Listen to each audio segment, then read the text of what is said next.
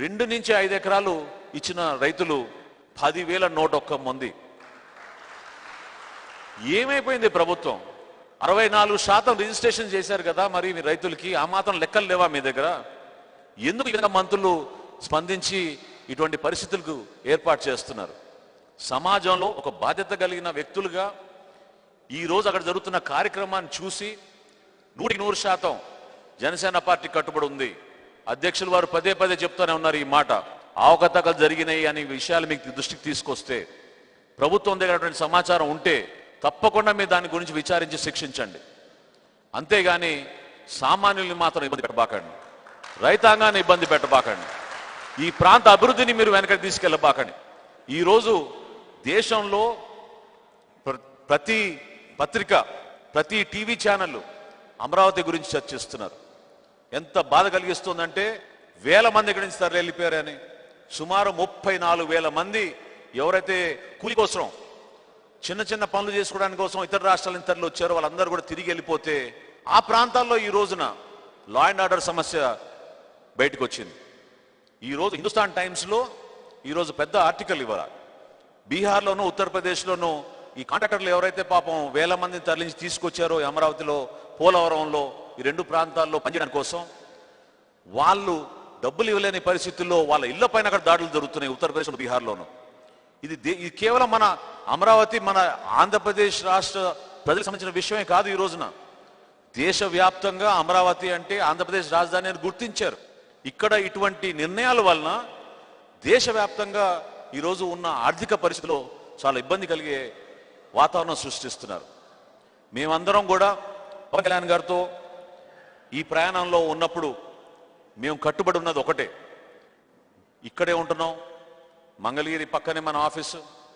మీరందరూ కూడా ఏ సందర్భంలో, ఏ సమయంలో మీకు ఎటువంటి ఇబ్బంది కలిగినా జనసేన పార్టీ మీ తరఫున ఎప్పుడు అండగా ఉంటుంది, మీకు నిలబడతాం. మేమందరం కూడా పెట్టుబడులు ఇంకా రావాలి, ఈ ప్రాంత ప్రజలు ఇంకా సంతోషంగా ఉండాలి, భావితరాలకు ఉపయోగపడాలి. మేము మొన్న అమెరికా వెళ్ళినప్పుడు చాలామంది ఎన్ఆర్ఐస్ మా దృష్టికి, మేము వెళ్ళింది జూలై 4వ తారీఖున, ఈరోజు ఆగస్టు 31. జూలై 4వ తారీఖునే కొంతమందికి అనుమానాలు వచ్చినాయి. ఎందుకంటే ముఖ్యమంత్రి గారు, వారి సహచార మంత్రులు ప్రైవేట్గా అనేక సందర్భాల్లో చాలా మందితో ఇటువంటి కామెంట్స్ చేశారు. కాబట్టి అనుమానం వచ్చి, మేము ఏదో జీతాలతోటి కష్టపడి కొనుక్కున్న 1 ఎకరం 2 ఎకరాల భూములు అమరావతిలో కొనుక్కున్నామండి, రాష్ట్రానికి కొత్త రాజధాని వచ్చిందని రకరకాల వార్తలు వస్తున్నాయి, దయచేసి మీరు స్పందించండి అని కోరారు. కానీ ఆ రోజు మేము తీసుకున్నాం ఆ నిర్ణయం, ముందే తీసుకున్నాం కాబట్టి 100 రోజుల వరకు మాట్లాడుకుంటున్నాం. కానీ నిన్న మీరందరూ మా అధ్యక్షుల వారిని చాలా ఒక మంచి ఆలోచనతోటి మీరు ఆయన దగ్గరకు వచ్చి రిప్రజెంటేషన్ ఇచ్చినప్పుడు, ఆ ప్రాంతాన్ని సందర్శించి జనసేన పార్టీ తరఫున మేము ఏ విధంగా మీతో నిలబడతాం, ఏ విధంగా మేము కార్యక్రమం చేస్తాం వివరణ ఇవ్వడానికి ఆయన చేసిన పర్యటన చాలా మమ్మల్ని అందరినీ కూడా కదిలించింది. అందరూ గమనిస్తారు, రాష్ట్ర వ్యాప్తంగా, ప్రపంచ వ్యాప్తంగా ఇక్కడ జరుగుతున్న అభివృద్ధి కార్యక్రమాలు ఏ విధంగా మనం ఒక ఎమోషనల్గా కనెక్ట్ అయిపోయాం ఆల్రెడీ. ఇదేదో ఒక ప్రాంతానికి నష్టం జరుగుతుందనో, లేకపోతే ఇతర ప్రాంతాల నుంచి మనం ఇటువంటి సౌకర్యాలు రావనో కాదు. రాష్ట్రం మొత్తం అన్ని ప్రాంతాల్లో అభివృద్ధి జరగాల్సిందే, అందరికీ మేలు జరగాలి. కానీ ఒక రాజధాని అనేది మాత్రం ఎంతో అవసరం. ఎందుకంటే సుమారు 50% వనరులు, ఆదాయం ఒక రాష్ట్రానికి ఆ క్యాపిటల్ ఏరియా నుంచే వస్తుంది.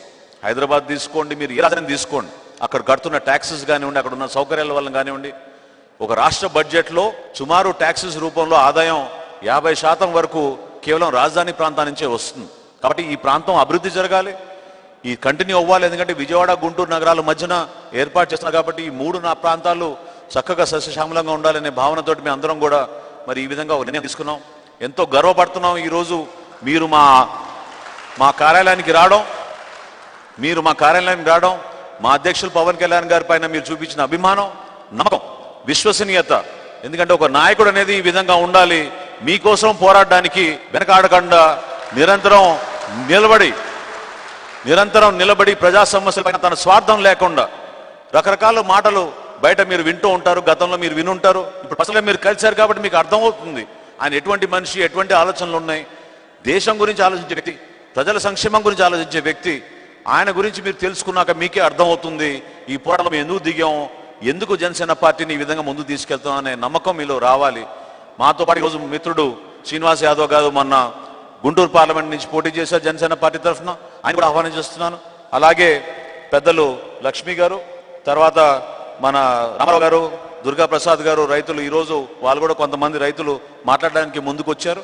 అందరినీ స్వాగతిస్తూ ఇప్పుడు ముందుగా మన లక్ష్మి గారిని ఈ కార్యక్రమంలో మాట్లాడమని కోరుకుంటున్నాను.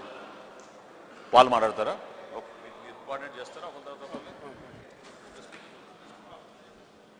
ఈరోజు రాజధాని యొక్క ప్రాముఖ్యత, రాజధాని రాష్ట్రానికి ఎంత అవసరం, రాజధాని వల్ల ఎన్ని అభివృద్ధి పనులు జరుగుతాయి, రాష్ట్రానికి ఎంత రాబడి వస్తుందనే విషయాన్ని పెద్ద మనోహర్ గారు తనకున్నటువంటి అనుభవాన్ని మనందరికి వివరించినారు. అట్లానే ఈరోజు రాజధాని నుంచి వచ్చిన రైతుల్లో తమ ఆవేదనని చెప్పుకోవడం కోసం, తమ వినపాన్ని చెప్పుకోవడం కోసం వచ్చినటువంటి రైతులు, వారిని ముందుగా ఊదర మార్టిన్ గారిని